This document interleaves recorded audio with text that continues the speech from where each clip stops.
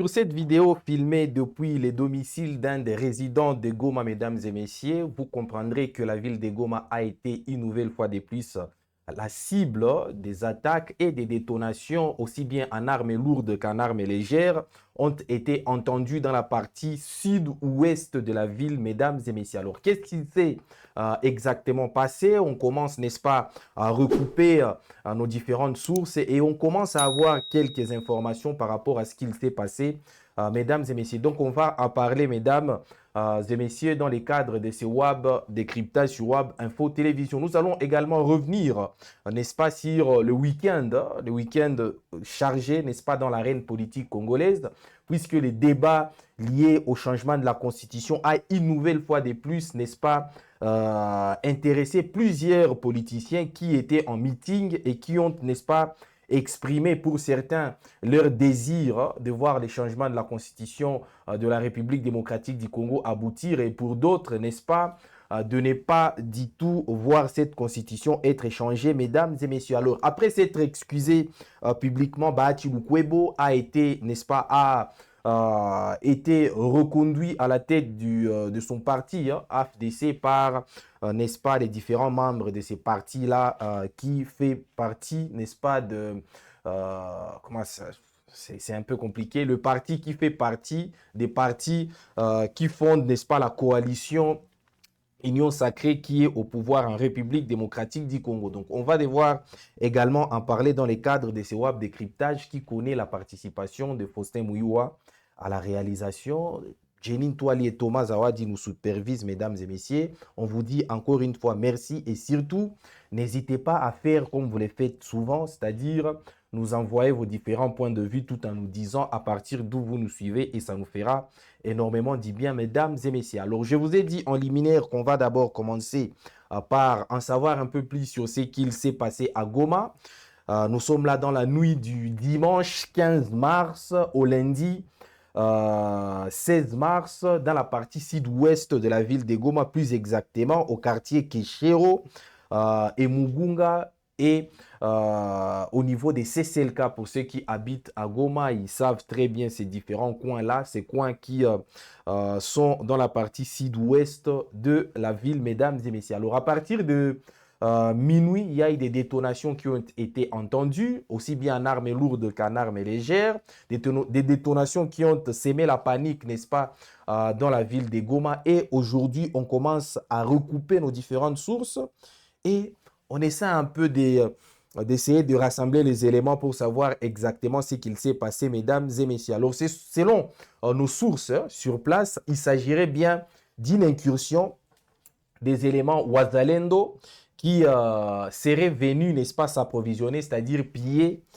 les magasins, disons certaines boutiques sur place, certains dépôts de farine, des riz, dans ces coins-là de la ville de Goma, mesdames et messieurs. Alors, lorsqu'ils se sont infiltrés dans la ville, ils ont été, n'est-ce pas, ils ont croisé des éléments de l'AFC M23 qui se sont interposés. Donc, c'est à partir de ces croisements-là, c'est à partir, n'est-ce pas, de ces contacts-là entre les deux forces qu'il y a eu, n'est-ce pas, des échanges de tirs, d'une part l'AFC M23 et d'autre part les éléments Ouazalendo qui, selon nos sources sur place, seraient venus s'approvisionner, c'est-à-dire seraient venus piller certains dépôts de farine, des riz, dans la ville de Goma. Donc, il y a eu des échanges de tirs entre les deux forces, le Ouazalendo qui serait venu, n'est-ce pas, piller et l'AFC M23 qui a toujours le contrôle de la ville, mesdames et messieurs. Voilà donc ce qui aurait été à la base, n'est-ce pas, de ces détonations qui ont été entendues dans la partie sud-ouest de la ville de Goma. Alors, on attend encore des confirmations,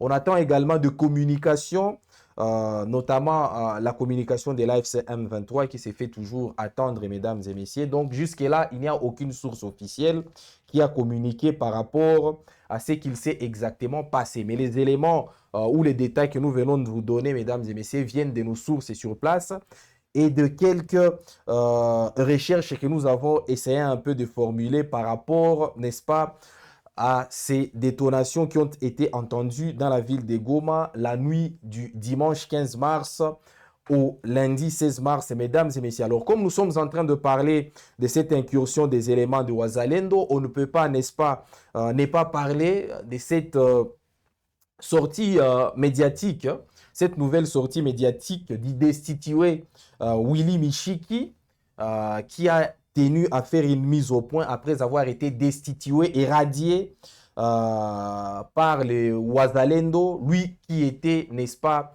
le président du conseil des sages de Wazalendo. Donc, Willy Michiki, après avoir, n'est-ce pas, déclaré que le Wazalendo était responsable du bombardement qui a coûté la vie à Madame Karine Bussé à Goma, a été destitué par les Wazalendo et donc il a tenu à faire une mise au point, mesdames et messieurs. Je vais demander à Faustin Mouiwa de nous balancer cette vidéo pour savoir exactement ce que Willy Michiki a dit. Et juste pour vous mettre, n'est-ce pas, quelque chose, un avant-goût, Willy Michiki a dit que sa destitution de Wazalendo était due, n'est-ce pas, à l'infiltration de ces groupes par Joseph Kabila notamment. Alors, vous allez suivre cet élément pour avoir un peu plus de détails par rapport à ça. Il n'y a aucune division. Il y a certainement des compatriotes qu'on a trouvés à Kinshasa qui ont manifesté le désir de nous rejoindre, mais qui en réalité étaient des infiltrés de Kigali. Puisque lorsque nous voyons leur comportement aujourd'hui, lorsque nous voyons comment ils se comportent, nous croyons que ces gens-là ne partagent pas l'esprit et la lettre des collègues qui sont au front. Parce que nous sommes les représentants à Kinshasa. Et nous n'avons pas sanctionné les gens, nous avons suspendu les activités pour voir clair, puisqu'il y a des soupçons de correction, il y a des soupçons d'infiltration. Et lorsque nous sommes au front, il y a des matières sensibles que nous sommes en train aujourd'hui d'examiner, il y a des secrets militaires, nous ne pouvons pas aujourd'hui nous permettre de continuer ce combat sans pour autant extirper ces mauvais fruits qui nous ont infiltrés aujourd'hui. Charlie Moukuba, Radio-Télévision Catholique Elika. Voilà donc Willy Michiki que vous venez d'entendre, mesdames et messieurs, dans cet élément qui est en train, n'est-ce pas, de justifier sa destitution par les Wazalendo, lui qui était, n'est-ce pas, président du conseil d'administration, mais également président du conseil des sages des Wazalendo. Alors, on ne sait pas si c'est une structure qui est formellement reconnue, on ne sait pas si ses fonctions sont formellement reconnues, mais c'est comme ça qu'il s'est présenté président du conseil d'administration des Wazalendo, les Wazalendo qui sont devenus quasiment une administration. Et donc, Willy Michiki qui a tenu à faire cette mise au point en disant que sa destitution était due au fait que les Wazalendo étaient déjà infiltrés par, n'est-ce pas, les réseaux de Joseph Kabila qui aurait versé une somme de 150 000 $. Alors, Willy Michiki, dont les déclarations continuent de choquer plusieurs personnes, vous vous rappellerez que il avait d'abord revendiqué la mort du colonel Willy Ngoma de l'AFC M23. Il avait ensuite revendiqué, n'est-ce pas, le retour à Uvira de Wazalendo. Après, il a ensuite revendiqué les bombardements de Goma à Goma qui ont coûté la vie à Madame Karine Bussé, cette fonctionnaire de l'UNICEF à Goma. Ensuite, il a dit que ces propos-là lui étaient collés par les Rwandais. Et ensuite, maintenant, il vient de déclarer que sa mise à l'écart par les Wazalendo, sa radiation par les Wazalendo était due, n'est-ce pas, à une infiltration effectuée par les réseaux de Joseph Kabila, l'ancien président de la République, qui aurait versé un montant de 150 000 $, mesdames et messieurs. Alors, on peut s'interroger sur la pertinence des propos de Willy Michiki, mais on ne peut pas non plus, n'est-ce pas, les prendre à la légère puisque ces déclarations continuent de surprendre beaucoup de gens et de choquer d'ailleurs une bonne partie de l'opinion, mesdames et messieurs. Alors on aborde maintenant la question liée au changement de la Constitution, ces débats houleux qui met aux prises les partisans de l'Union sacrée et ceux de l'opposition, mesdames et messieurs. Mais avant de aborder cette question, il faut d'abord faire un petit état des lieux. Où est-ce que nous en sommes exactement? Félix Tshisekedi, qui tient mordicus à changer la constitution, qui a fait d'ailleurs de cette question une de ses priorités, qui a déclaré qu'il allait mettre, n'est-ce pas, sur place un organe pour étudier les modalités du changement de la constitution. Et pendant ces temps, les opposants ne sont pas du tout d'accord, tout comme certains membres de l'Union sacrée d'ailleurs. Récemment, vous aviez suivi Bahati Lukwebo, qui avait déclaré que les changements de la constitution n'étaient pas un sujet à aborder à l'heure actuelle, puisque Félix Tshisekedi était fin mandat et que son mandat s'est terminé en 2028 et qu'il n'y avait pas vraiment de nécessité que Félix Tshisekedi brigue un troisième mandat. Bahati Lukwebo qui s'est attiré la foudre de plusieurs de ses pairs de l'Union sacrée. Vital Kamerhe qui a réagi en condamnant les propos de Bahati Lukwebo. Bahati Lukwebo qui a été, n'est-ce pas, qui a vu même son propre groupe parlementaire se désolidariser de lui. Après, il s'est excusé. Et donc, voilà où est-ce que nous en sommes aujourd'hui avec cette question liée au changement de la Constitution, mesdames et messieurs. Alors, les premiers à se jeter à l'eau, c'est Martin Fayulu qui a réagi de manière assez véhémente en mettant en garde Félix Tshisekedi, en menaçant même quiconque aborderait cette question liée au changement de la Constitution, mesdames et messieurs. Alors, c'était dans un meeting tenu aux abords du stade des Martyrs à Kinshasa. C'est dans ce cadre-là que Martin Fayulu a menacé quiconque ouvrira sa gueule. C'est comme ça qu'il a dit. Quiconque ouvrira sa gueule et oser changer la Constitution, il verra le peuple sur son chemin et moi, je serai devant, a donc déclaré Martin Fayulu dans cet élément que nous vous proposons, mesdames et messieurs.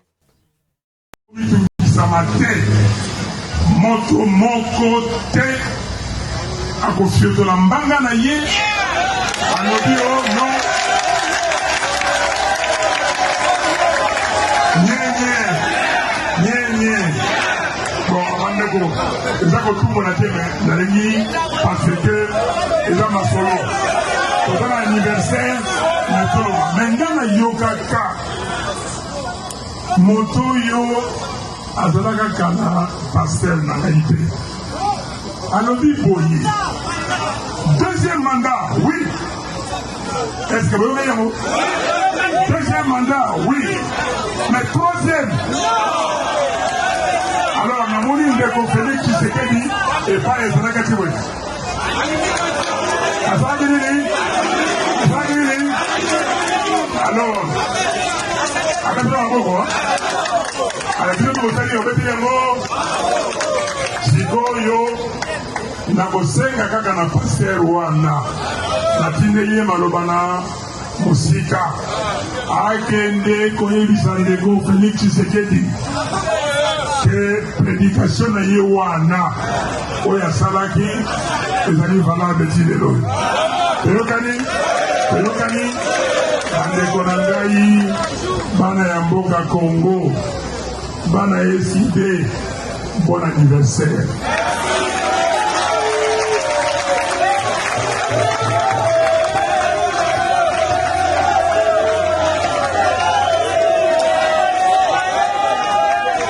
naza mwana Kisasa mbetaka nzango me mwana mobali nabetaka nzanga bana mamelo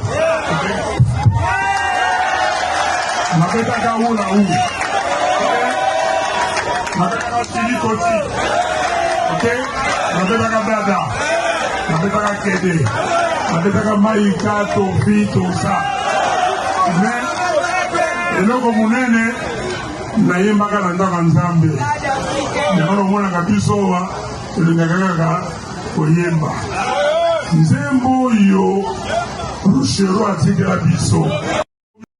Voilà donc Martin Fayulu qui était en face des militants et de partisans de décider son propre parti politique. Et dans le cadre, n'est-ce pas, de cet échange-là, il a rappelé, n'est-ce pas, à Félix Tshisekedi l'obligation constitutionnelle de quitter les pouvoirs à l'issue de son deuxième mandat, mesdames et messieurs. Martin Fayulu a d'ailleurs promis de s'interposer sur les chemins de Félix Tshisekedi si ces derniers, n'est-ce pas, forcer le changement de la constitution et le déverrouillage de nombre de mandats en République démocratique du Congo, mesdames et messieurs. Alors, pendant ces temps, de l'autre côté politique, Didier Boudimbu, l'actuel ministre des Sports en République démocratique du Congo, était également en meeting autour du slogan devenu populaire « Fachi tout droit Tina 3 », c'est-à-dire Fachi tout droit jusqu'au troisième mandat. Et donc Didier Boudimbu était en train, n'est-ce pas, de sensibiliser également les Quinoises et les Quinoises autour de la nécessité du troisième mandat pour Félix Tshisekedi. Alors, qu'est-ce qu'il a dit exactement, l'actuel ministre des Sports? Nous n'aurons peur des personnes.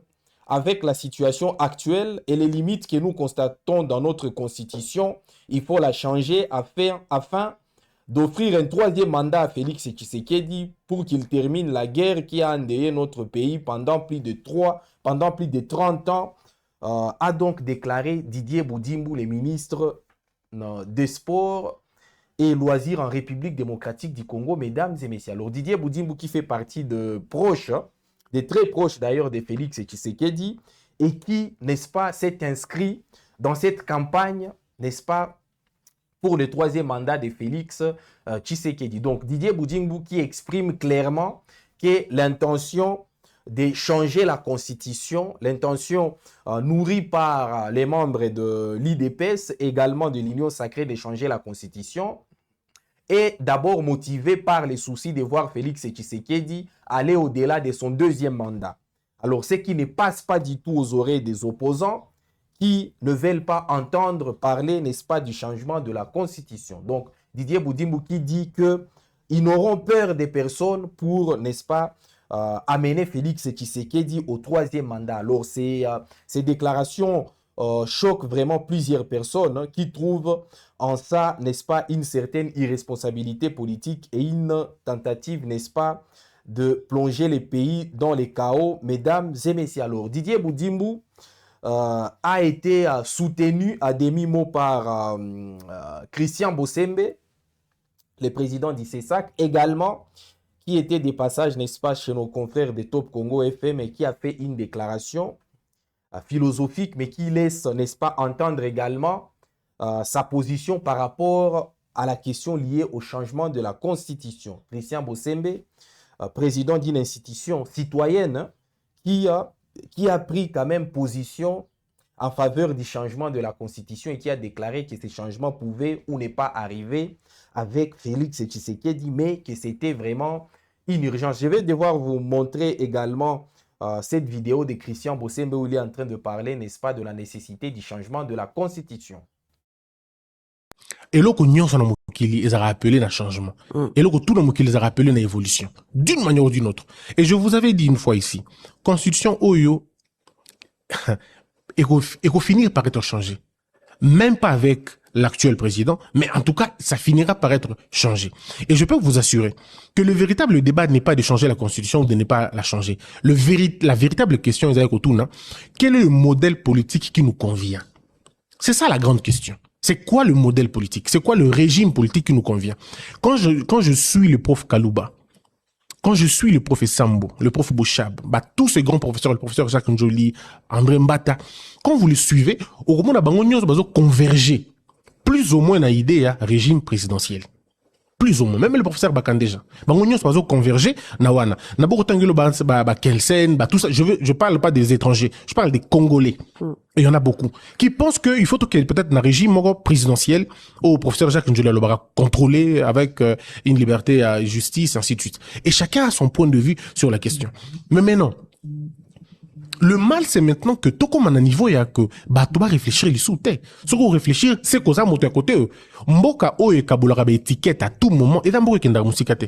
Ce qu'on veut réfléchir, tu étiquette. Au lieu de tu étiquette. Ça, ce n'est pas un bon pays. Ce n'est pas bien. Mais aux allumes, au Constitution, na, un article 218. Voilà donc Christian Bossembe qui était de passage chez nos confrères de Top Congo et qui a livré, n'est-ce pas, sa position par rapport au changement de la Constitution et qui a dit que cette Constitution-là, la Constitution actuelle de 2006, finirait par être échangée avec ou sans Félix Tshisekedi puisque c'est très nécessaire. Et lui plaide d'ailleurs pour, n'est-ce pas, le basculement vers le régime présidentiel. Alors ça interroge vraiment plusieurs personnes puisque aujourd'hui, on ne sait pas si la RDC vraiment n'est pas dans un régime présidentiel, si tant est que le pouvoir du président de la République est devenu tellement exorbitant qu'il a, n'est-ce pas, quasiment aspergé, asphyxié tous les autres pouvoirs, mesdames et messieurs. Donc, Christian Bossembe, président d'ICESA, qui a dit quand même quelque chose d'assez intéressant, notamment lié à la liberté des pensées, qui a plaint cette nouvelle tendance en République démocratique du Congo à étiqueter tous ceux qui pensent différemment de vous. Et donc ça, c'est très important puisque même c'est le cas même au sein de l'Union sacrée, lorsque vous réfléchissez autrement voilà,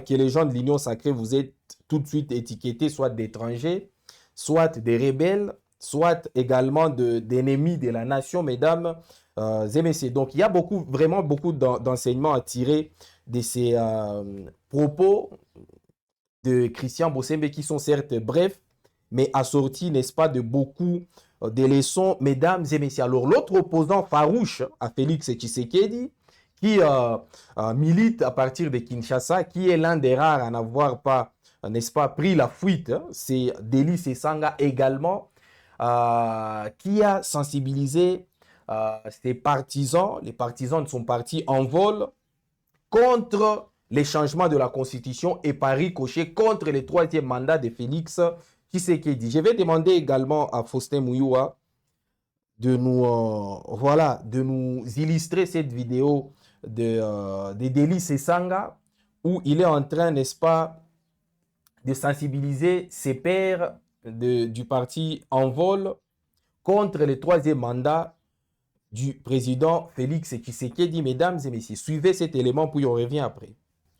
Asi apesi maloba alobi bakosala nini bakochange constitution bato wana soko olandi ezali bato balingi kanyaka bato balingi moyibi mosala na bango balingi bafanda nanu mebonga balia mwa moke oyo ezali na kati parce que baoyo ba 100 jours ekokaki te oyo ya forage ekoki te oyo ba lampadaire ekoki te balingi balia nanu na ram balia yango te na suka ntango tokóma na suka baya kokosa bino moto kosa bino te eloko biso tokoloba ezali oyo bango balobi oyo président alobaki na Kalemi oyo alobaki na Isiro oyo pe parti na ye elobi balobi bakochange constitution na nko.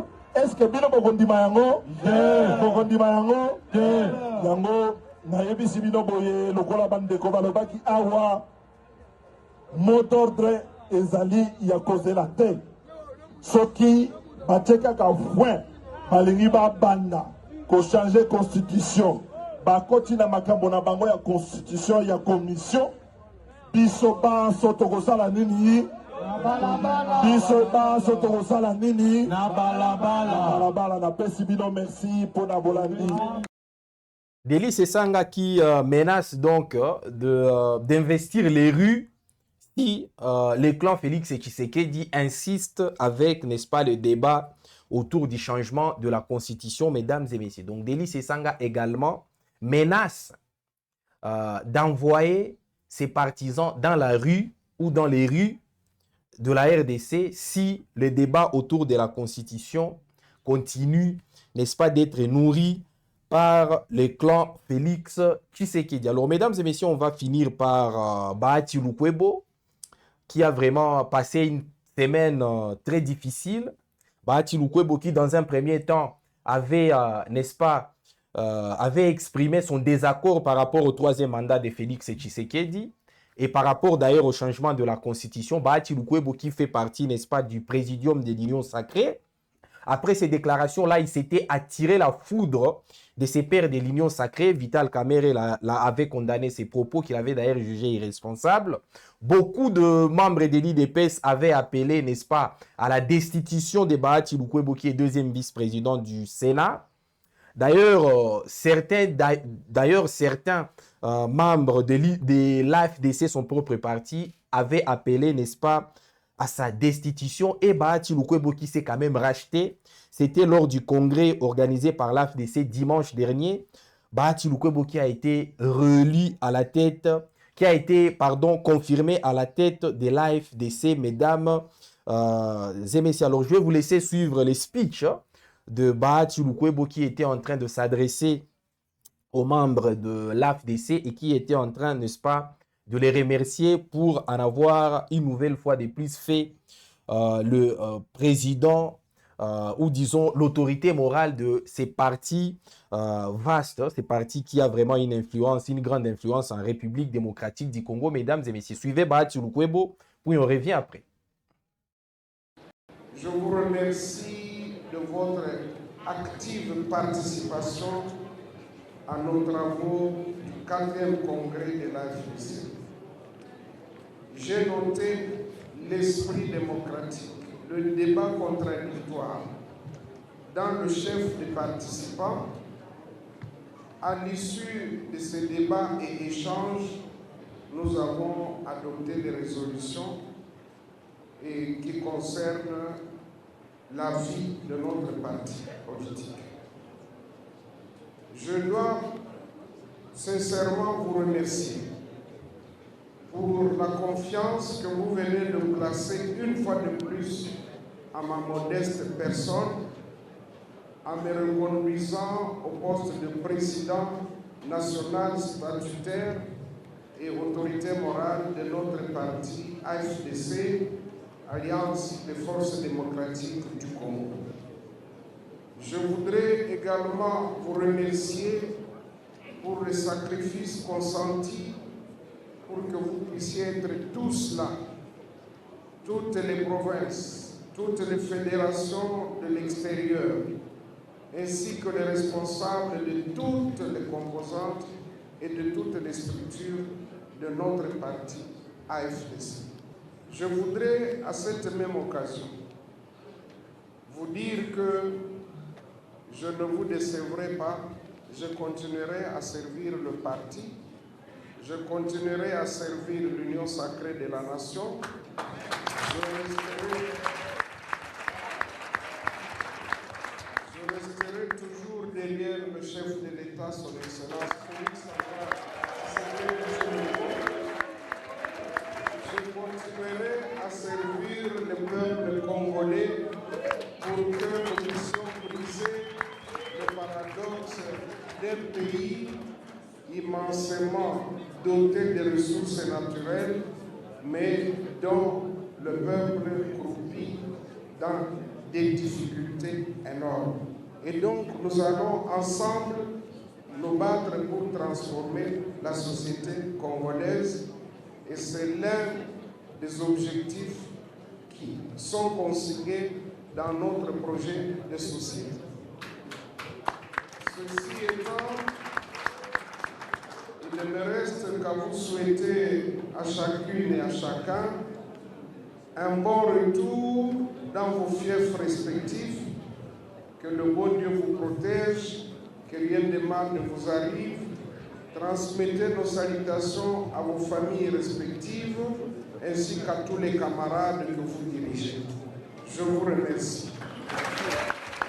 Voilà donc Bahati Lukwebo, autorité morale de l'AFDC, président national statutaire également de ces partis, qui était en train, n'est-ce pas, de renouveler son serment, d'accompagner Félix Tshisekedi, de rester, n'est-ce pas, attaché aux prescrits de l'Union sacrée, mais également du peuple congolais, mesdames et messieurs. Alors, on ne sait pas si c'est un aveu d'échec, on ne sait pas si c'est un revirement, mais retenez quand même que la semaine qui vient de s'écouler aura été très longue pour Bahati Lukwebo qui est passé, n'est-ce pas, de ses déclarations à un désaveu total, à des excuses également, avant, n'est-ce pas, de la finir par un serment renouvelé au président Félix Tshisekedi. Mesdames et messieurs, voilà donc tout concernant ces différentes actualités qui ont marqué le quotidien ou le week-end en l'Est de la République